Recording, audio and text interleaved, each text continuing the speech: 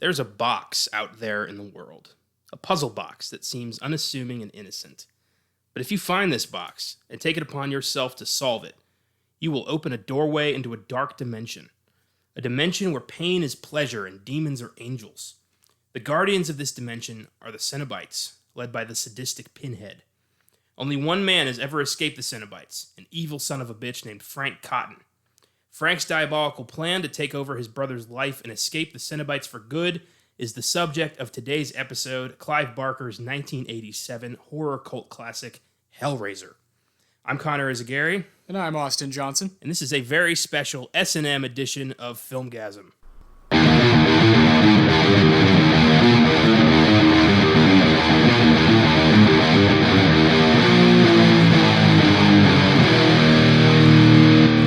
Happy Wednesday, everybody.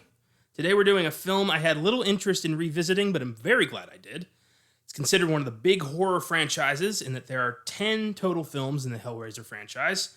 Pinhead is one of those iconic horror villains alongside Freddy, Jason, Leatherface, and the like. But I'd argue that Pinhead is definitely the most sadistic of the bunch. I mean, just look at that. Just look at that costume. I've never seen leather look so damn painful. This guy oozes pain. Whew. So before we get into Hellraiser, I got one quick update for you on the rewind. And this update's our 10th episode on disgraced filmmaker Roman Polanski. Ben Affleck has announced that he is developing a biopic about the making of Chinatown and the golden era of mid-70s Hollywood. The film is currently titled The Big Goodbye, and it's based on the book of the same title by Sam Wasson. And I could not be more excited for this. Yeah, man. Isn't this a cool way for Ben Affleck to kind of go 1-2 off of the way back, right? You know, Yeah. Great decision making after the shit show that happened with DC. No, I still can't totally blame him. I don't blame him at all for that. For what happened there with those films, and they just don't take care of their shit. That is Zack Snyder's fuck up, and it's DC's fuck up. Yeah, and Ben Affleck is a guy I've always wanted to love, and I do love him in certain things. Yeah. But the longevity, like in his resume, if you look at IMDb, is not there. Yeah. It truly isn't there. When you look at it, there's holes in his career of like, what were you doing? He didn't taking really paychecks. He didn't really come into his own until like 2007, 2008. Yeah, you know, you direct a film with your brother starring, and then you do The Town. You do, I think Gone Girl is awesome, yeah. Right? Definitely this past decade, he's stepped up to another level, and then got the Batman thing, and then now he's kind of having to reshape himself again. Yeah, it's his third chance. Yeah, and he's talked a lot about himself and his problems with alcohol or whatever it may be, and I love when a guy's out there and upfront about how he's trying to change.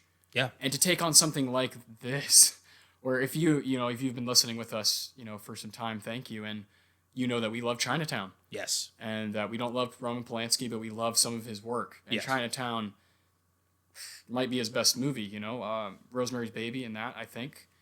Just so exciting to see something like someone like Ben Affleck ambitious go after something like this. Now, I do think some listeners might think that, wait a minute, y'all just talked about Sarah Paulson being in that, One Flew the Cuckoo's Nest show. That's different because it's a fucking show that nobody needs. This is really interesting because of Roman Polanski. Well, here's the thing. Ben Affleck isn't remaking Chinatown. No. He's making a movie about the development of Chinatown, yes. And that era of Hollywood, yes. And how it responded to a man like Roman Polanski and the budding like superstardom of Jack Nicholson. Mm-hmm. So that is a very intriguing story. Yes. Affleck's been there in the past with like Hollywoodland, which was the story of George Reeves. So stories about Hollywood, I think, are fascinating. Yeah. And prequel remakes of TV shows, of movies, aren't necessary. Yeah. I stand by that big time. I just think some people who just take that from a surface level, yeah, might be like, wait a minute. But no, they're completely different things. Yeah. Completely different. Known. One thing's very ambitious and very interesting, yeah, and the other thing is just kind of pointless to me. I agree, 100%. I can't wait. I hope it works out. I hope that one day we do get to see that movie. Yeah. Oh, yeah. So, you watched Hellraiser for the first time last fall, right? Yes. Yeah. Almost a year ago. Yeah. Wrote a review for it. Mm-hmm. Gave it an 8. But it was, it's hard. Hellraiser's hard to talk about because of how evil and sadistic and dark it is, and the sexual aspect is certainly tough to talk about with people who aren't ready to talk about it. Oh yeah. Or who aren't, don't know what you're talking about, like what's Hellraiser. It's not something you just recommend. So for sure, when I watched it, I gave it an 8 because of that pure shock value, that the audacity, the production design, all of those things are so amazing in Hellraiser. And so I gave it an 8 off of just it did its job for a horror movie. It freaked me out. And then when I watched it again, I would say it's gotten better. The second watch, it freaked me out again. But it also, I got it a little bit more. It connected with it a little bit more. And I know this time for you, you felt that way. Yes. Weirdly. All right, so to tell that story, I should tell this story. So I first saw Hellraiser when I was between 12 and 15 years old. I remember it vividly. That's just wrong. I know. Really, Hellraiser. Yeah. Of course, again, Filmgazm listeners know we're going to spoil this movie to hell when we later in the podcast. Yeah. It just is. It's so fucking evil. Yes. You really need to be an adult to watch this. Yeah. I stand by that R rating. 100%. I don't feel that way about a lot of movies. I really don't. I really don't think 14-year-olds should be shunned from R-rated movies. I just don't think it's a big deal. Yeah. But this is you should be an adult to see this. Yeah, Clive Barker's that kind of filmmaker, that kind of writer. He has a dark side. And it comes through with his work. I didn't know what Hellraiser was. My dad had the cassette double feature of Hellraiser 1 and 2. And my parents are big fans. My mom got my dad a replica of the box for one of their anniversaries or for my dad's birthday or something. They would rent out Blockbuster's horror section just one at a time. That's what they did. And my mom and I were at Kmart, of all places. Do y'all remember that place? Remember Kmart? God damn. And it was around Halloween, and she saw Hellraiser 1 and 2 in a bargain bin. So she bought them. Hell yeah. We went home, and she put on Hellraiser. So my mom, her long-term memory is not great because she does not remember how fucked up certain movies were. Okay. So I saw a lot of really disturbing movies as a kid, mostly because she forgot how fucked up they were. And you when you're a huge horror fan, yeah, speaking for your mother and myself and you, yeah, you get desensitized. You do. And you forget how fucked up some shit is to other people. Yeah. And so when you recommend, hey, you should check this out, and then they watch it and they're like, Austin, what the fuck did you tell me to watch this for? Oh my God. I felt that way last year. I recommended to everyone I knew, The Lighthouse. Oh. And it's I just forget. You just forget. I'm like, this is a masterpiece. And, it's not to everybody. I get that. Oh my God. But as a kid, aside from Hellraiser, I watched The Thing. I watched Jaws. I watched Signs, The Sixth Sense. Yeah. Really freaky shit. This is a different level. Yeah. And I don't blame my mom for this because she didn't know, frankly. And so with Hellraiser, I remember being very confused and not following the story very well because that damn hallway monster scared the absolute shit out of me. I think it's called the Engineer. That giant, 8-foot tall mouth creature that chases Kirsty down the hallway. And I can't blame my mom, though, because even though it freaked me out and I didn't like it, I decided to stay in the room for Hellraiser 2. So that's on me. That's on me at this point. That's on 14-year-old me. Yeah. I own that. So yeah, this was my first journey back into Hellraiser since then. That about half your life. Yeah. And I have, accumulated the quote-unquote horror street cred to, understand this movie now. Yeah. And I get it. This is a classic. You said in your review, this is perfect because it's an acquired taste that you've acquired, apparently. Yeah, apparently, yeah. Apparently. Shit, I guess I'm weird now. I have more shit to look into now. Most certainly. And, I think a movie that I thought about when I was rewatching Hellraiser last night, which what time of day should you watch this movie? Jesus Christ, it's so... You should watch this film between 9:30 and 11:30 on Wednesdays. That's what I did. This feels like a nighttime, alone in your house kind of movie. Yeah. You don't put this on in the middle of the day when you've got company. But also not too late. Don't fuck yourself up too much. Yeah. True. Yeah, so back to, when I was thinking about Hellraiser and rewatching it, and oh man, how frightening some things are, but I literally can't take my eyes off the screen when it's on. It is a gorgeous movie. Yeah. The colors are absolutely brilliant. Practicality, man. That's something we always like to talk about. But I went back to Itchy the Killer. Itchy the Killer uses the hooks, uses the torture, uses things that are about pain and pleasure, right? And I fucking dug that movie. First time, we both dug it. We both thought, oh, this is something different, something out there. So yeah, I totally agree with you. When you get that palette and that kind of like street cred is a great way to put it in horror. Yeah. You certainly understand stuff more. I'm still on a journey myself of like understanding different ones. Like it took me a while to really understand what like slashers are trying to do. Yeah. It took me a while to come around to truly how great Halloween is. So sometimes it hits, and when you're 14, I just don't think Hellraiser's gonna resonate. It's not. It's not. Yeah, I can't say enough. How much this movie blows my mind, but also that you should. I just think you should be an adult. I really do. Yeah, for sure. Every year I watch Bravo's 100 Scariest Movie Moments countdown. Yes, so good. I wish they'd just release that on DVD or do like an updated version. But Hellraiser's on that list. And Robert Englund talks about that movie. You can tell he's into some weird shit the way he talks about this movie. But he brought up the idea that everyone in this movie is in a, quote, sort of sublime pain. Mm-hmm. And I love that term because it perfectly describes this entire movie. Everyone is in sublime pain. They're here. They are in some kind of emotional or physical pain, and it's the only thing driving them. Yeah. It's really weird. Yeah, and the house, right? This house, this vessel that they're in is like constantly recycling their pain. It's tainted. Yeah, it really is definitely a movie worth 2 watches if you can get through it. Yeah. I have friends who love this movie. And I know you rewatching it is something that we're going to talk about. And when you're talking about the 80s and horror, I just think you got to bring up Hellraiser because of its pure audacity. It's pure tenacity to be different. Oh, nobody had even thought of anything like this before. It took Clive Barker's fucked up mind to bring this to screen. Yeah. He wrote and directed this personally because he'd gotten tired of watching people fuck up his work. So he's like, this is a big one to me. I'm taking this one. Thank you. And his vision was translated into this horror masterpiece that still resonates today. It's a lot of people think it's the only good one. And I bet that's true. Just looking through the sequels, Jesus. I know.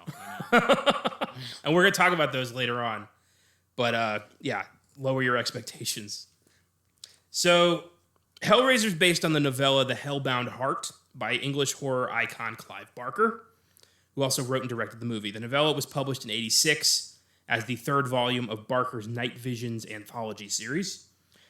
He took it upon himself to direct because after 1985's Underworld and 1986's Rawhead Rex, he got tired of watching people fuck his shit up. And along with Candyman, Hellraiser is the story that Clive Barker will always be associated with. Mm-hmm. And have you read any Barker? No. Neither have I, but I've been told to for a very long time. Yeah, we don't talk a bunch about reading. Of course, Stephen King, someone has popped up here and there because he's the man. Yeah. But for reading, in my personal, I read a lot more just like Kurt Vonnegut shit. And not much horror. I don't read much horror, so I definitely haven't seeked that stuff out enough, to be honest with you. Yeah, neither have I. My dad is heavy into Barker. He's got a lot of his books. He's been recommending his stuff to me for a long time. I just haven't really... I'm dedicated to King. Yeah. And I want to finish King's work before I, tackle another giant author. Mm-hmm. And that is kind of an ongoing project because every time I read one, he writes 2 more. Yeah. Oh, Stephen King, yeah. Until that guy leaves this earth, he'll be, just writing forever, And then they'll find like a treasure trove of unfinished manuscripts and he'll keep going like Tupac. Yeah. Exactly. So Barker wanted to call the movie The Hellbound Heart, obviously, but producers said it sounded too romantic and would have kind of driven people away. Sam Raimi experienced that same thing with Evil Dead. He was going to call it The Book of the Dead, but producers said no teenagers are going to go see a movie about a book. Oh my God. So cheekily, Barker decided to choose the title Sadomasochist from Beyond the Grave as a working title. And that didn't work out. So he then wanted to go with Hellbound, But producer Christopher Figg suggested Hellraiser because producers always need to have the last word, and it stuck. He ended up calling the sequel Hellbound. Andrew Robinson was cast as Larry Cotton, kind father and oblivious cuckold who has one of the coldest marriages I've ever seen in a horror movie. Robinson played the bad guy in the first Dirty Harry movie and also appeared in Child's Play 3, Cobra, and he had a recurring role on Star Trek Deep Space Nine as Elam Garrick. And it blew my mind when I found out he was the Scorpio killer from Dirty Harry. I couldn't believe I was like, holy shit. I couldn't even tell. No. He was so young and he had the bandage on his nose. Exactly, yeah. That's awesome. Claire Higgins plays the cold and unfaithful Julia, Larry's wife and Frank's lover. Higgins reprised the role of Julia in Hellbound, Hellraiser 2, and has also appeared in such films as The Golden Compass and Ready Player One. She also had lead roles on such TV shows as The Worst Witch, Into the Badlands, and Silent Witness. And she has one bit part in Ready Player One, and I couldn't believe it was her. It was in the opening when Wade is going down the stacks and he runs into that old woman who's like, "What's wrong? Life getting you down? That's fucking Julia." Jesus. I always hated that line. I always thought it was super forced. Yeah, you're like, oh God, here we go. Ashley Lawrence plays Kirsty Cotton, one of the smartest and most resourceful final girls in horror. Lawrence would reprise the role of Kirsty in Hellbound, Hellraiser 2, Hellraiser 3, Hell on Earth, and Hellraiser, Hellseeker. This is her big thing. And Kirsty is fucking awesome because she takes charge and wipes him out. It's awesome. I love a strong female character like this who just demons killed my family. I'm not sitting down. Yeah, she's great. Definitely the second time around, I'm like, all right, Kirsty Cotton, baby, let's go. She's awesome. She's like fucking Scream Queen. Fuck it, You talk about all these people that are big names. Like, she's great in this, and 100% essential, right, to the story. So yeah, she's for great. Sure. Sean Chapman and Oliver Smith both play the undead Frank, with Chapman playing his human flashback scenes and Smith playing him as a rotting corpse. They would both return to the franchise in Hellraiser 2, and they both had success on the small screen in the UK. This was an English production, but a lot of the accents are dubbed over after Barker decided to move the production to the States. In case you're wondering why every other character seems to be English in this movie. Yeah. Huh. Got a lot of British friends, huh? Robert Hines plays Steve, Kirsty's boyfriend, who apparently doesn't like to ask questions. Hines hasn't done much over the years, apart from the occasional TV appearance, though he did have a bit part in 1994's Frankenstein. And this guy made me laugh the whole time, because he is witnessing horrific shit and doesn't say a word. Yeah, no. It's not my problem. Yeah. This is a family matter. I better stay out of this. Oh, God. More on that. Turn the other cheek. More on that Joker later. Then we have Doug Bradley as Pinhead, the leader of the Cenobites. In this film, he isn't even called Pinhead in the credits. He's just lead Cenobite. And Pinhead became a nickname that later got adapted into the movies. Barker always thought that was demeaning to call this great horror icon Pinhead. So he called him Priest in novels and comics and stuff. So Bradley and Barker have been good friends since they were in school. And Bradley became the face of Barker's franchise for 7 films until he jumped ship for 2011's Hellraiser Revelations, which he said had an unfinished script and would not be worth his while. So Barker and Bradley have the same relationship that Sam Raimi and Bruce Campbell have. Like, I had no idea. Yeah. And that is so cool. Oh, yeah. That's always great, especially with these, like Raimi, like a genre guy, a horror guy. You love seeing those duos. Yeah. You get, longevity out of it. Exactly. Hellraiser has an IMDb score of 7.0, Rotten Tomatoes score of 71%. It was a decent success, grossing around $14 million on a budget of only $1 million. It spawned 9 sequels, countless comic books, and connected novels, and is one of the most popular horror franchises of all time. And it also put S&M into a whole new limelight.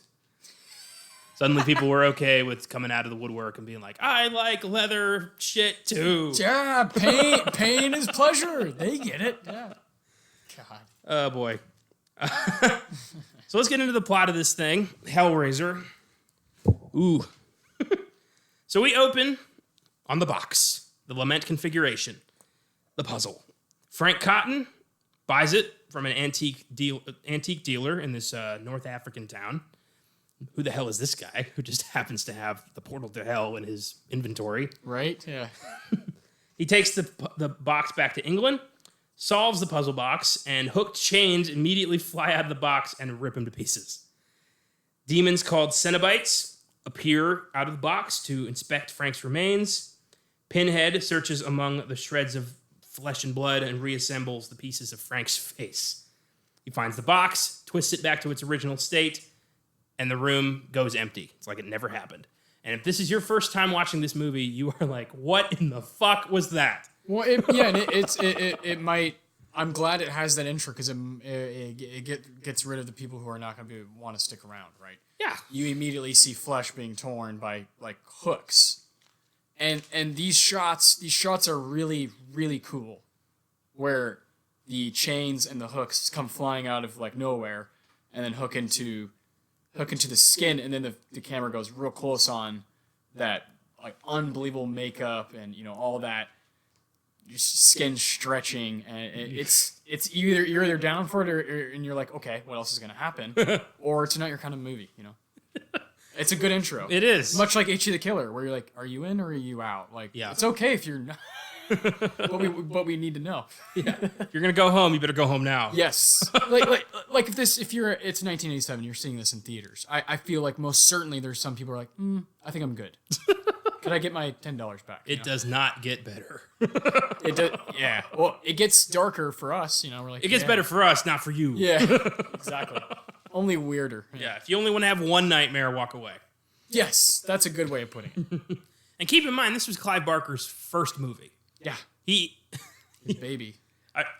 Back to the Bravo's Scariest Movie Moments. Clive Barker talks about how he prepared for this. Mm-hmm. He didn't know how to direct a movie. He didn't know what a lens was. He didn't know how this worked. So we went to his library to check out a book on movie directing.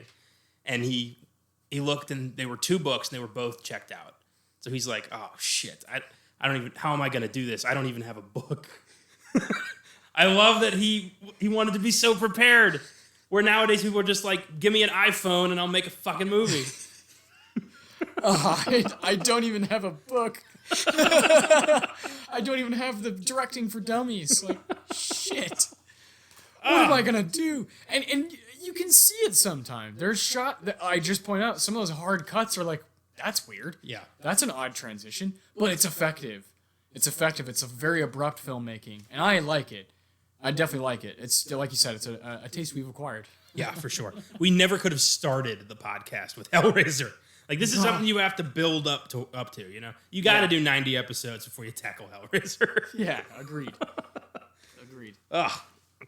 So then we go to Frank's brother, Larry, who's moving into Frank's abandoned house with his second wife, Julia, and her stepdaughter, Kirsty, who's kind of living near them. Kirsty and Julia have problems. It's never really made clear what those problems are. I think Julia's just kind of a bitch. And Julia, by the way, was sleeping with Frank. They had a very torrid affair that started on her fucking wedding day. Class act. The house is a complete mess. There's rotting food in the kitchen. Barker really went overboard on his maggot budget. Yeah, no kidding. And they both just assume Frank's on some, adventure. He's a wild and crazy guy. You can't tie Frank down. He does whatever he wants. So they don't question the fact that this house is clearly abandoned. Why they're buying Frank's house is beyond me. Or why they bought it without looking into it first. Yeah, no. Didn't even want to know what the rooms looked like. I don't care whose house I'm buying it. I don't care who I'm buying it from. I walk in and there's maggots in the kitchen. I'm not signing that contract. Yeah, 100%. Ugh. You're not alone. Yeah, so Larry's teenage daughter, Kirsty, chooses not to live with her stepmom, moves into her own place, and they're moving a mattress. The mattress guys hit on Kirsty, very creepily. Yes. Larry's moving the mattress, and Julia finds pictures of Frank, starts kind of reminiscing about their affair, very graphically. Barker had to cut some of that stuff to avoid an NC-17 rating. I was reading on the trivia. He said Jesus, if that's what they told him that he was allowed to have 2 thrusts in that flashback. 3 thrusts would have been obscene, but 2 was fine. That's Key and Peele. Remember that Key and Peele sketch, the touchdown? Oh. If you do 3. Oh, yeah. Holy shit. He throws the flag if he does a third one. That's fantastic. Oh my God. That must be a producer thing. Like, If that is what pushed it over and all the shit that happens in this movie, and that, I mean, it's very graphic and, pornographic. yeah. But really, compared to the rest of the movie, I mean, it should have a rating of just beware. Like, this is dark. Dude, it has always been that way. Like, the MPAA has always been like, you can rip apart as many people as you want, but you show tits in a PG-13 movie, and we're gonna get you. R. It's really fucked up. Yeah. We need, they don't, the MPAA needs to resort the priorities, because that's the horrific shit in this movie, not the brief sex flashback. Yeah, you honestly don't remember that too much as the movie goes along. You don't. Who the hell's walking away from this being like, well, I liked it until the flashback. I didn't need those 2 thrusts. God. That was obscene. Frank was a real dick, wasn't he? But I loved when that guy got ripped to pieces. That was great. Yeah. Oh, God. Hilarious. So Larry cuts his hand on a nail when he's moving this mattress, and it's grisly. You know it's coming, and that just getting under the skin, just ripping it open like that. A lot of skin gets stretched in this movie. It's a vicious scene. And Barker, who, like you said, is not a director, is just fucking filming it. Yeah. He's just like on it, point, right in front of it. And that's just what that's effective, Again, it's just abrupt. I'm glad he had a good editor and a good cinematographer, because otherwise this could have been a fucking mess. Yeah. Yeah, for sure. Definitely steady hands there. Because the director's job really is film everything. Yeah, for sure. And then, the editor works it into a narrative. Yeah, has to go into the room by themselves for hours at a time and doesn't get any credit. Very rarely. I can only imagine what editing this movie must have been like. Well, yeah, because I'm sure it was a lot of close-ups of skin being pulled and stuff like that. So you're just like constantly just sorting through like, ugh, there's just more close-ups. Got to make this look nice. Ugh. So Larry, after cutting his hand, goes upstairs to the room where Julia is, who's not helping. In fact, Larry, asked the movers, the movers want beer. So Larry's like, hey, let's go get him a beer. And Julia's stares at him. There's some in the fridge. Yeah. I'll get it. Fine. I've got nothing better to do. Oh, God. That's like a fucking, Walter White and Skylar White scene where you're like, ugh. It's such a great way to hate her. Because only assholes do things like that. Yeah. They're in the fridge. Yeah. Oh. All right. Not like I'm holding a stupid ass mattress. Yeah. So Julie's just kind of hanging out in this room, and Larry's like, I hurt my arm, and comes in there and bleeds all over the floor, and the blood seeps into the floor. It's a great effect. Yes. And she's like, oh, I think we have some gauze or something. How could you do this to me? That kind of tone. How could you rip your hand in my house? It's that vibe. Ugh. Ugh. Frank's minimal remains are under the floorboards. What was left of Frank is in the floor. And the blood reconstitutes him a little bit. Why? And Julia takes Larry to the ER to have his hand stitched. And Frank's body bursts out, shrieks in pain, and he starts to regenerate a little bit. Later, Julia stumbles into Frank alone in the room. And she freaks out, understandably, until he's like, hey, it's Frank. Which would freak me out even more. And she's like, darling, oh my God. Oh, God. What can I do to help you, my darling? And he's like, kill. It's just vicious. Yeah. It's disgusting. Kill the spare. He just feels like this pile of meat. Ugh. But for some reason, she feels some connection. Like, I need to help him. For some reason, I like the movie up to this point. It's so weird, but so good. Yeah, it's this vicious little thing. It's me. And she's just like, nobody fucked me like Frank. I better help him. I guarantee you that's it. There's no emotional connection here at all. Oh, I gotta regenerate. Ugh. Oh, man. So Julia decides she's going to lure men into the house and kill them, and Frank's going to eat their bodies, pretty much. As you would. And, yeah. This is her day now. This is Hellraiser, yeah. I think she's fucking them first, because I think Julia's just a horrible person. The first guy she gets, though, is kind of a shit. Yeah. He almost rapes her. Yeah. And he kind of had it coming. Yeah, nobody's feeling bad over that guy. No. So as these guys are killed and Frank kind of sucks out their juices, he starts becoming more of a person. Pretty soon he's just a skinless human being. And he brings out this box and explains that by coming back, he violated his deal with the Cenobites, escaped them, and now they are hunting him.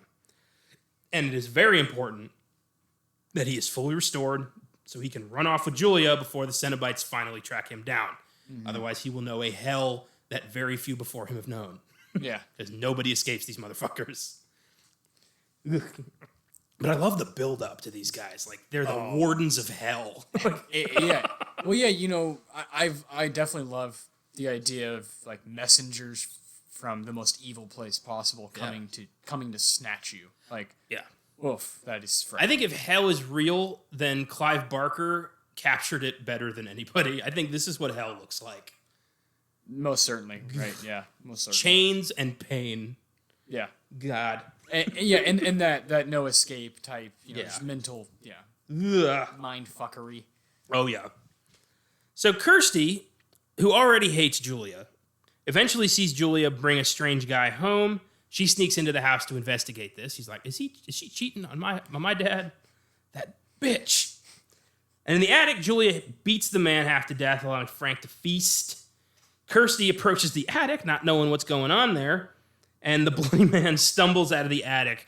His face is half melted, and he's like, help me. And she's like, the fuck? And backs up, understandably. And then she sees skinless Frank, who grabs her and puts her in the attic, and is like, hey, it's Uncle Frank. It's okay. No, it's not. No, it's not. If some dude comes to you with no skin, nothing is okay. And says they're your uncle? Come to daddy. Yeah. Ugh. It's okay. Jesus Christ, Frank. God. You know, it blew my mind that Pinhead is not really the bad guy of this movie. Yeah, I know. It's weird. The people from hell, are not. They're not the bad guys. They're taking care of business. Yeah, they're just doing their job. Yeah. As far as we're concerned, right? They're just doing their job pretty well, you know? Yeah, they're tracking motherfuckers down. One escapee in, a millennia, that's a pretty good record. Damn straight. That's a awesome percentage. Yeah. I mean, they're not batting 1,000 anymore, but they're there. Yeah, just almost perfect. Ugh. So before Frank can grab her, Kirsty picks up the puzzle box as a weapon, and he's like, whoa. Put that down. Let's talk. Yeah. You don't know what that is. Yeah. And she's like, you want the box? You want it? Go get it. Chucks it out the window, and he's like, ah! She runs out the front door, grabs the box, and takes off. Yes. And she has a lot of questions. What's in the box? What's in the box? So she's disoriented. She passes out. She wakes up in a hospital where the doctor is very edgy. He's like, well, the police are going to want to talk to you. Why? She didn't pass out at her house. She passed out on the street with a box. That's not a crime. I don't know. I think something was up with that doctor. There's something up with everybody in this movie. Everyone is fucked up. They're living in their own, Yeah. their own pain. They all have problems. Yeah. Some have bigger problems than others. Some have hell type problems. Yeah. Some, have a shitty stepmom. Some have the demons of hell in their ass. You never know. We've all got our own story. So in the hospital, she can't, the door's locked. She needs to pass the time. So she starts, playing with this box. And she opens it, and suddenly the wall opens up. And instead of being like, I'm going to close this, she's like, well, I better go check that out, as you do. And she walks down this hallway, and this giant fucking meat monster comes out of nowhere and starts chasing her. As a kid, nightmare fuel. Fuck it. As an adult, as a goddamn man who has a fucking daughter, that shit terrifies me. Oh man. Now you have an irrational fear that one day your daughter's going to stumble on a demonic puzzle box and open a doorway to hell. Yeah. Definitely not gonna. I'm gonna wait until Willow is in her adult years to ever speak of Hellraiser in front of her. This is not a movie I will ever push. Boy. My lord. So she's running away from this giant monster, and it's just like, like mouth going. Ugh. It's got like sharp teeth. I can't describe this thing. Google it. Yeah, There's no way for me to explain what the fuck this thing is. It's weird noises. Yeah. Yeah. It's like a dinosaur melted. That's a good way of yeah. Or you Oogie Boogie Man, you just evil. Yeah, it's evil. It's pure evil. Yeah. Actually, like there to fuck you up. Yeah.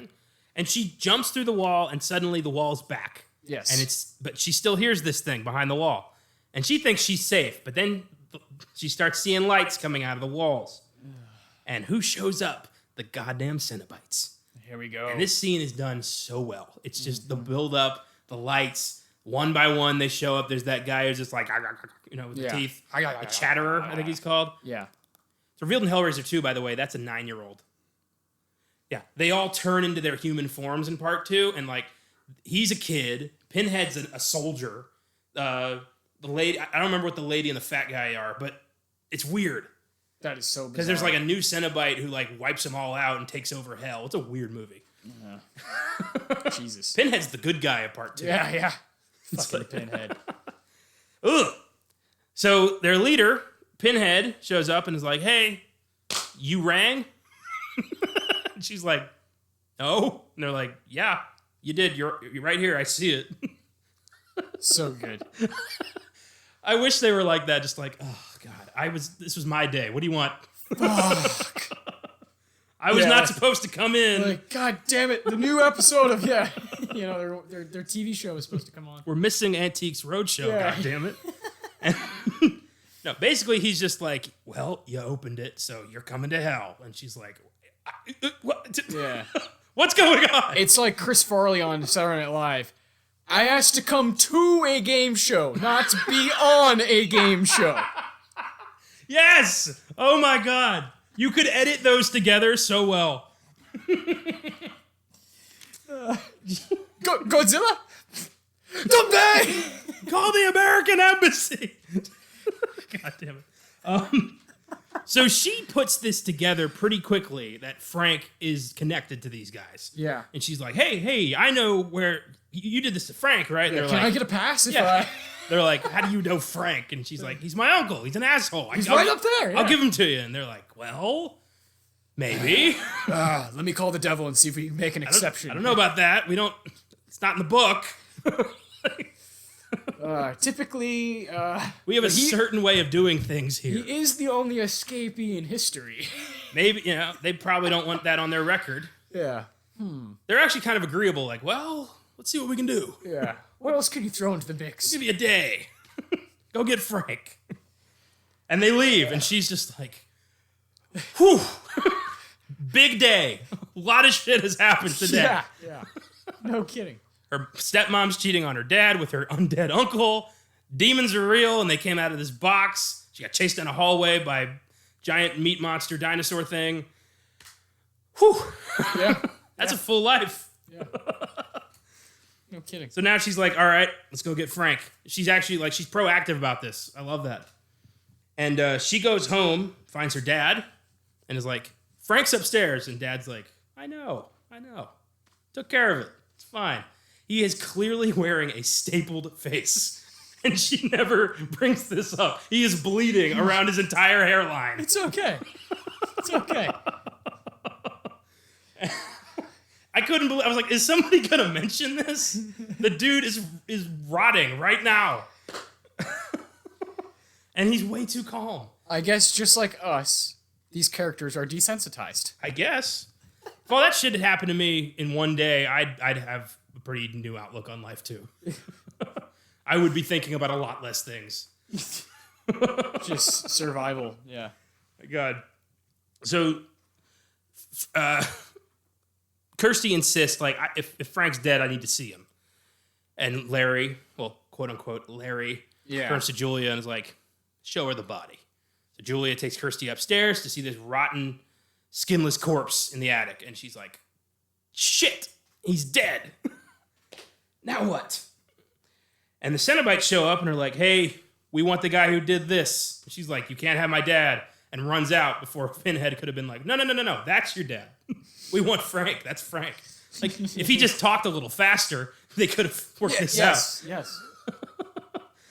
I know we're really kind of like making this seem goofier than it actually is. It's a defense mechanism because this movie's really fucked up. Oh yeah, and you know when it's on, and you shut up and you know. But yeah, talking about it is hard because it is so crazy. Yeah. It's so like fanciful and nuts that. And I'm not gonna try to do Pinhead's voice because I can't. No. I can't talk that deep. No. My God. Good Lord, no. Yeah, unfortunately, Barry White's not here to replicate that voice for us. So we're going to have to make do with a little paraphrasing. Yeah. I just think of Space Jam, yeah. So Kirsty's running through the house, realizes after Larry outstretches his arms and goes, come to daddy. Kirsty's like, oh shit, that's Frank. You killed my father. And Frank comes after her, accidentally stabbing Julia, like, violently in the process. And it's just like, well, sorry, and throws her down the stairs after draining her. And he goes up to the attic where Kirsty's hiding. Kirsty's crying over her father. Yep. Frank reveals to Kirsty that her father has been dead for years. He was dead long before I showed up. Oh, what an asshole. Yeah. And he then says, like, I, Frank Cotton, am going to kill you. And the Cenobites are like, that's all we needed. They come out like a cop with a recorder. Mm-hmm. Like, gotcha. Cuff me very much. Yeah. We needed to hear it from him. And they grab just hundreds of chains, come out of nowhere, and just grab every inch of Frank's body. Kirsty runs for the hallway, turns back one last time to see Frank, his like body just stretched, and he just smiles and goes, Jesus wept, and explodes. Holy fuck, man. Oh, God. How do you just accept that into your mind? Like, I just watched that. And heard that, you know? Yeah, all of it. And yeah, man, you as that starts building up and you hear Frank, we can all be happy here. And you're like, this guy needs to die. I think Andrew Robinson does not get enough credit for his performance. No. As both Larry and his brief turn as Frank here. Yes. Well done. 100%, yeah. I really walked away here, thinking, oh, this movie fucked me up the first time, and then it fucked me up again, and the performances are good, and this is a really unique, insane story. Yeah. If I had a million years, I could never come up with something like this. No. So Kirsty's running through the house, kind of, eager to get away from these, but the Cenobites come out again and are like, hey, you still opened the box. Yeah. I said maybe. Yeah. We never shook on it. Yeah. The Chatterer comes out and like corners her, and Pinhead comes out from behind her and says my favorite line in the movie, we have such sights to show you. It's so fucked up. It's such a terrifying thing to hear. Love it. God. And she gets a hold of the box. She finds it clutched in Julia's hands. Julia's in a bedroom somewhere. And she being Julia. Being Julia. Being unhelpful, as always. And sucking it up. Yep. She grabs the box, starts twisting it closed, and Pinhead's like, no, don't do that. Don't you do that. And, I mean, he's got control over chains. He can't just kind of... Yeah, don't stop. And she uses the box to banish them back to hell. She's like, yellow light. And they all kind of like, It's not very clear. Yeah. And it's kind of the fuzziest part of the movie. Uh-huh. But I like it. It's satisfying. Yeah. Steve shows up and is like, hey, are you in trouble? And she's like, no time. Fuck off. We're getting out of here. You suck. And they walk out the front door, and that fucking monster comes back and like starts like kind of wrestling her for the box. And she's like, just get the fuck. Like, she's not even afraid of it anymore. I'm done. She's angry now. Yeah. She gets a hold of the box. She blasts it with yellow light, and it disappears. And Steve's just there watching this, and like, whoa. it's just like, dude, doesn't even say a word. Still Still speechless, no matter what's happening. They walk outside. There's a fire, and she just chucks the box into the fire. It's like, that's gonna work. This thing was forged in the fires of hell. A bonfire ain't gonna stop this thing. And some vagrant who's been kind of following her the whole movie walks over to the fire, grabs the box, and Alan Moore turns into the fucking like skeleton wing bird. And again, Steve's just like, it's the weirdest Wednesday of my life. Yeah. Oh man, I just wasn't ready for this. I just wanted to get laid. Yeah, I thought we were gonna go get something to eat. I'm not in. This is not. What is going on? Kirsty. The box flies away. Kirsty and Steve are just kind of left to their own devices. The box ends up back in the hands of the merchant at the beginning of the movie, who is selling it to somebody else. What is your pleasure, sir? And then bam, Hellraiser. credits. Holy shit, folks. Very, very tight and very weird hour and a half of extreme entertainment. It's only an hour and a half. He packs a lot into that hour and a half. Oh yeah. My God. So let's talk some Filmgazm facts. A lot of cool trivia about this movie. Number one, during a post-production party when filming had ended, Doug Bradley was a little dismayed to be ignored by the other members of the crew. He thought he had gotten on rather well with the cast and crew, and it wasn't until later that he realized none of the crew had actually seen him without his makeup when playing Pinhead, and therefore did not recognize him. That's pretty cool. God damn. I wonder if he stayed in character the whole time. I wouldn't be shocked, right? Number two, Doug Bradley was originally offered a choice of roles between one of the mattress movers and the lead Cenobite.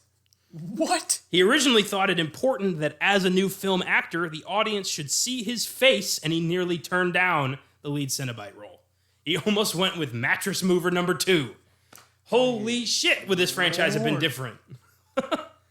Doug Bradley brings a weird, commanding presence to Pinhead that I think very few actors can pull off. Yeah, and for sure, and a subtlety that captures the kind of no escape part of hell. Yeah. Where it's like, I'm calm because I know I have control of you now. If this guy was running hell, I would be very confident that there is no escape from this place. Yeah. He's like a Gus Fring, yeah. Yeah, he's got that cool, I know everything about everything, so don't try me kind of thing. Yeah. Great. It'll work out worse for you if you just cooperate. You test me, you die. No second chances. Oof. Enforcer. Number 3. Claire Higgins, Julia, hates horror movies. When she saw this movie for the first time at the premiere, she had to leave after 10 minutes because it freaked her out so much. Yeah. She has never seen the whole movie. That's awesome. It's got to... For horror, I got to imagine that if you're watching yourself, it's a lot freakier. Oh my God, yeah. Oh my God, especially a film like this, yeah. Number 4, the word Cenobite means a member of a communal religious order. The Hellbound Heart specifies they are members of the Order of the Gash. The text also refers to them as Hierophants. So they're like leaders of the Church of Hell or something. Cool. Yeah. And number 5, God. Comedian Louis C.K. jokes that people should have to solve the Hellraiser puzzle before being allowed to text when drunk. Yes. Oh, Louis. Let's talk a bit about the 9 sequels. We won't spend a lot of time on them as we want to save them for future episodes. Yes. All 9 of these sequels are in the book. We could draw them at any time. Yeah. First up, 1988's Hellbound, Hellraiser 2, often called the only decent one by some. This one sees Kirsty in a mental hospital after the events of the first film, and her doctor is an occult obsessive who uses the box to take over hell. I have seen this one. It's weird. We actually go to hell, and we get to see Clive Barker's hell, and it is... It's a tough one to digest. Yeah. His hell is the scariest hell. That's the only one of the sequels I've seen. Yeah, I haven't gone down this road. Next, 1992's Hellraiser 3, Hell on Earth. An investigative journalist must stop Pinhead from making himself free of the box forever. Sounds kind of neat.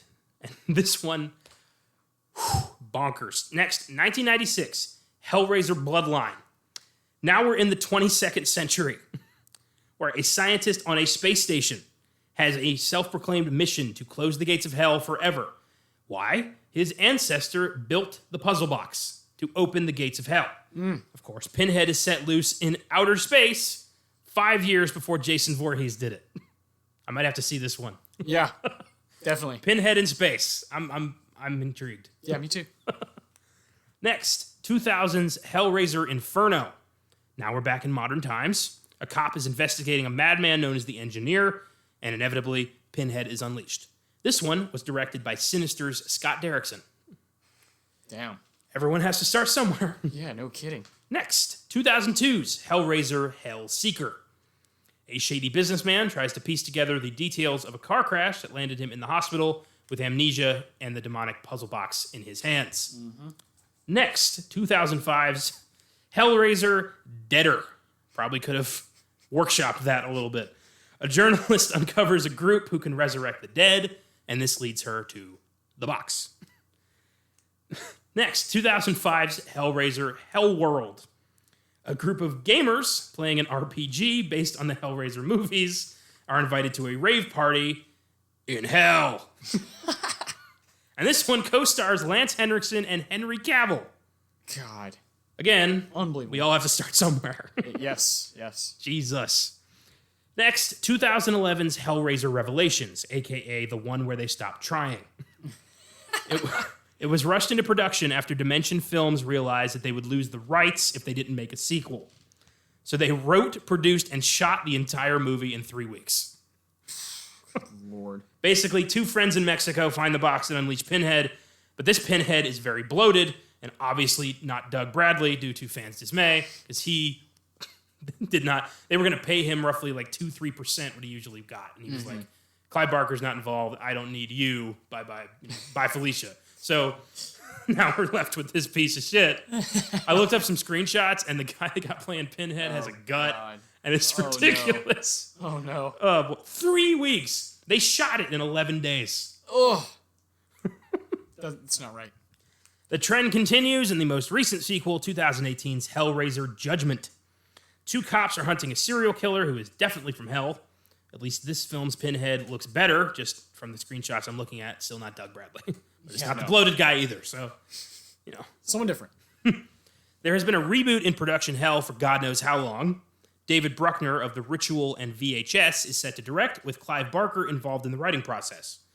No one has been cast yet, but if they want to impress fans, give Doug Bradley whatever he wants and get him back as Pinhead. Clearly, he's the one Hellraiser fans are coming to see. Yeah. Craziness. Unbelievable that this franchise has lasted 10 films. One of which is in space. Yeah, yeah. Pinhead in space. One of the earlier ones. And one of which is in a video game. Yeah. What the fuck? What the hell? I feel like these would be fun to watch. Yeah. Yeah, we're definitely going to, yeah, like you said, they're in the book. We're going to run into them someday. I give Hellraiser an 8. It's weird, freaky, and definitely an acquired taste, but the visuals are stunning, the characters are intriguing, and Pinhead is intimidating as fuck. So, yeah, 8. Yeah, man, it's right there. I give it an 8 as well. It's close to getting up to that 9 on this rewatch. Pretty blown away by it. And one of, it's hard to like rank how scary movies are, but I think it's one of the more frightening movies we've done here on Filmgazm. True. And I think it's one of the more frightening films I've seen, personally. I know there's a lot I need to check out still. Always. It's always a journey, but in my 25 years here on Earth, I just there's not a lot of movies that are creepier than Hellraiser. It's funny because in my experience, this doesn't crack the top 10. You think really? I've seen some dark shit. Let's hear like a couple of those. I would put Hereditary above this. I would put The Witch above this. Oh, wow, really? Yeah. See, I wouldn't. We just see them differently. Those two movies really got under my skin. They definitely, yeah. I love both of them, yeah. Yeah, and Eggers and Astor, I like, those are guys, modern guys I like a lot that definitely freak the shit out of me. And there's moments in Lighthouse that really gets under my skin as far as just making me uncomfortable. But there's something about, each of the killers and the Hellraisers where they just go to a It's, for me, I think, like, place. Gore and, like, really, visually gross things, they don't get me so much as subtlety does these days. Yeah. Like, when things, move around in the background that you're not expecting, or when, like, a shadow, like, moves out of place or something. That shit gets me way more. Or when Toni Collette is like slowly. Yeah. Like, for example, I still think Poltergeist is one of the scariest movies I've ever seen. Poltergeist is very freaky. And that's just from little things, like camera tricks and stuff. So yes. It's really just comes down to less is more for me. Yeah, I feel that. But I do appreciate... Psycho, Psycho's freaky. But Jaws. I do appreciate the, what went into making a film like this. Yeah.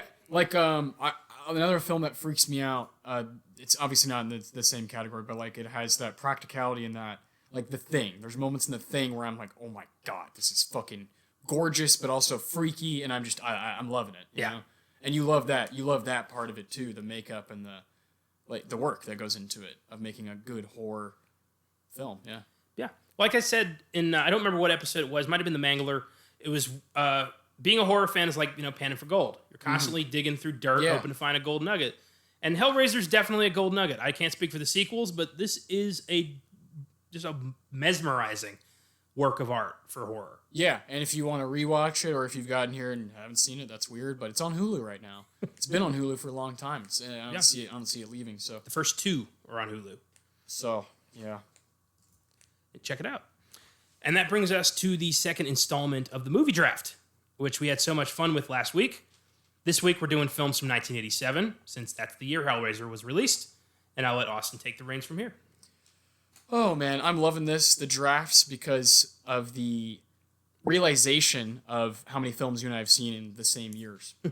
So, last week we got to do, just a powerhouse year in 2019, where combined we had seen together 53 films. 1987 is a little different. We've both seen 20 together. That's not how many I've seen. That's not how many you've seen. You've seen a little over 30, and I've seen, I think, 27 altogether from that year. And there's some favorites of yours that aren't here, and there's some favorites of mine that aren't here. That's not the point of it, though. The point is to draft from the movies we've both seen, that we both have an opinion on, and can kind of figure out who has a better grouping. This is an interesting year. We both have some favorites here, right? Oh, yeah. Where, there's some stuff that stands out. Do you want to flip for the first pick, or what do you want to do here? You do the honors, my friend. All right, well, that makes it easy for me, because I'm going to take Stanley Kubrick's masterpiece, Full Metal Jacket. Full Metal Jacket. So that'll be the first pick. Last week we did categories, because we had so many films. We did them through genres. Yeah. So, for instance, for action, we had John Wick Chapter 3 and Triple Frontier. So I got John Wick and you got Triple Frontier. Here in 1987, there's not enough really to do a genre thing. So we're just doing 5 each. That's just how it's going to be. So you go ahead with your first pick, man. First things first, I'll read. I'd like to read out the movies. The pool. Yeah, of course. It's only 20. Yeah. So we have The Princess Bride, Full Metal Jacket, Spaceballs, The Lost Boys, Predator, The Running Man, RoboCop, The Untouchables, Hellraiser, Lethal Weapon, Fatal Attraction, Empire of the Sun, Evil Dead 2, Raising Arizona, Planes, Trains, and Automobiles, Near Dark, Good Morning Vietnam, La Bamba, Moonstruck, and Creepshow 2. Yes. And I am going to take Raising Arizona. Fuck. All right, I figured that would happen. We love the Coen brothers. And we love Stanley Kubrick. That's a good pick. I'll be taking those Huggies and whatever cash you got. I'm going to go my second pick, because this movie makes me laugh. Second after Raising Arizona, it's going to be Planes, Trains, and Automobiles. Ah, that's a good one. It's very funny. John Candy, man, is, he's the real article. What you see is what you get. Oh, boy. Give me Predator. Oh, good pick. This is a fun year right here. We got some horror, we got some vampire shit, we got some sci-fi. All right, so my third pick. This is tough. You know what? Give me Hellraiser. All right, nice. Just spent an hour talking about how much we liked this. Yeah, I in Full Metal Jacket, Planes, Trains, and Hellraiser, I got a very different group here. Yeah, for sure. And I am going to snake The Princess Bride. Oh, damn. I thought I was going to be able to steal that later. Oh. One of my favorite movies of all time. Okay, fuck. I have all 10s so far. Oh, for your personal? Yeah, absolutely. That's awesome. I think this is probably what you're gonna take next. Good Morning Vietnam. I wasn't, but good pick. I love that movie. Good Morning Vietnam. We talked about Robin Williams at great length on our one of our recent Oscar Sunday episodes. we talked about Dead Poet Society, and to have a back-to-back like that with Good Morning Vietnam Oh my God. and Dead Poets, and then Birdcage, this guy was just the fucking king. Oh yeah, for sure, man. For my fourth, I am taking Evil Dead 2. You had to, right? Yes. You had to. This is tough. This is my last pick here, and there's some good movies here. There's a movie you and I saw in theaters together here. Yes, there is. Fuck, this is a hard last pick. I'm actually gonna go with I don't know, I might regret this, but I'm gonna go with a past Filmgazm episode and go Near Dark. Near Dark. Okay. I definitely am more partial to Near Dark than Lost Boys, that's for sure. Yeah, I think me too. For my last pick, I'm going to take The Untouchables. Yeah. Had to be taken. So that would leave out Spaceballs, which we saw in theaters together. Yeah. The Lost Boys, The Running Man, RoboCop, Lethal Weapon, Fatal Attraction, Empire of the Sun, Yeah. La Bamba, Creepshow 2, and Moonstruck. Those are the 10 that were left. And so my 5, Full Metal Jacket, Planes, Trains, and Automobiles, Hellraiser, Good Morning Vietnam, and Near Dark. And I had Raising Arizona, Predator, The Princess Bride, Evil Dead 2, and The Untouchables. Oof. What stands out for my group? Obviously, Full Metal. Honestly, Planes, Trains, and Automobiles stands out the most from you. That's such a personal film to me. I watch it every Thanksgiving. I love it. And Yeah, but you have Raising Arizona. yes. So if we're going comedy, you beat me there. I beat you with The Princess Bride also. That's a hilarious How about horror? I have you beat hands down with horror. I have Predator and Evil Dead 2. Yeah. I like Hellraiser a lot to those. Near Dark doesn't really hold a candle to those, but I think Hellraiser has a conversation to be in that group. It could, yeah. And then Good Morning Vietnam. Good Morning Vietnam's a great. And then what would be your other one? The Untouchables. Yeah. So I would say Good Morning Vietnam and Untouchables are kind of battling each other, and then we got Near Dark and Hellraiser battling your Predator and Evil Dead. Evil Dead, and then we got Full Metal Jacket battling. What was your first pick? Raising Raising Arizona. Arizona. Yeah. This is tough. Owens versus Kubrick. This is tough. Oy. I like both groups a lot. I definitely Near Dark's the worst movie of my group. But I don't know if you have a worst movie. I don't. I have all 10s. For you, for Personal me, 10s, yes. For me, if I had to give them ratings, I'm trying to think what my favorite. Untouchables is a 9 though. Yes. Raising Arizona is a 10. Oh yeah, and forever. That's my favorite movie in your group. This is hard, man. I wonder what the listeners think. I wonder about these groups. I wonder if they thought we should have picked a movie that we didn't pick. Maybe. I almost went with Spaceballs. Yeah, That's hilarious. A favorite of mine. But you already had 2 pretty funny movies. Yeah, I didn't want to go all comedy. And I couldn't leave Evil Dead 2 in the wind. It's one of my favorites. I've seen that on the big screen twice. Yeah. Once of which was in the woods with Bruce Campbell. I have to take that. Yeah. RoboCop is awesome, but I haven't seen it in a long time, so I don't want to. I'm not super into it. Yeah.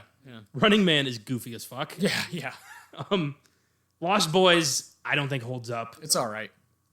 Empire of the Sun, I fucking hated. Yeah, not very good. Fatal Attraction is great. I love Fatal Attraction. Yeah. But I wasn't sure how you felt about it. Fatal Attraction is a masterpiece. I think it's one of the smartest horror films ever made. Mm-hmm. I think Glenn Close is fucking terrifying. Yeah. And it is I'm not the kind to ever want to have an affair anyways, but I get it. Yeah. Don't cheat on your wife. Yeah. Or that shit's going to happen. Exactly.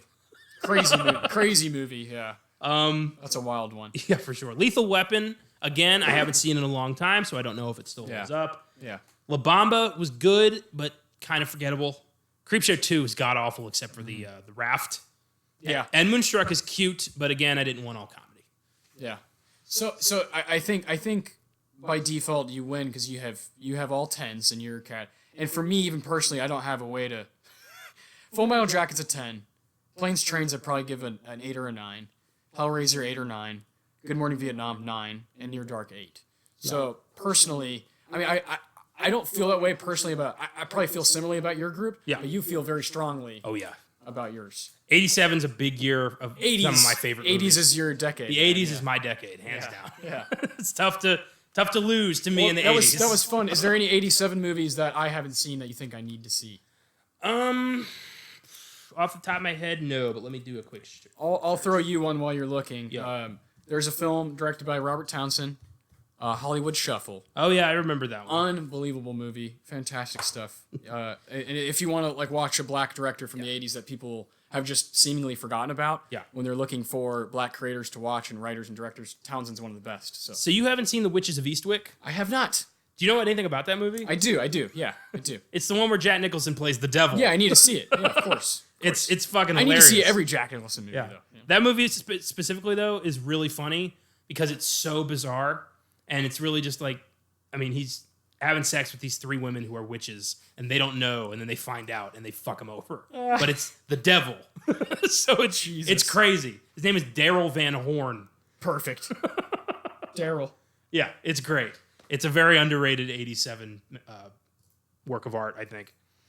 I think Harry and the Hendersons. Oh, I know, really couldn't believe that wasn't in the pool. I know. Like the only movie ever made about Bigfoot. I've seen some of it. I haven't seen the whole thing. I want to put all movies I've seen all the way through. Yeah, of course. Yeah. That's a favorite of my childhood. It freaked me out as a kid because I lived in the woods and it looked like there could be a Sasquatch walking through. I had a real problem with Bigfoot as a kid, and that movie made me feel a little bit better about it. Yeah. So I love that movie. The Living Daylights, great Bond flick. Dalton's first film. Monster Squad. Why wasn't Monster Squad in there? Oh, I have seen that. We did that on the show. Yeah.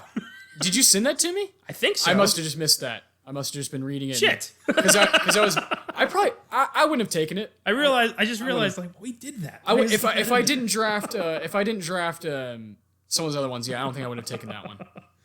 Oh well. I wonder if I missed any other ones. Or if I missed anything from 2019. I don't know. We had enough that year. We did, yeah.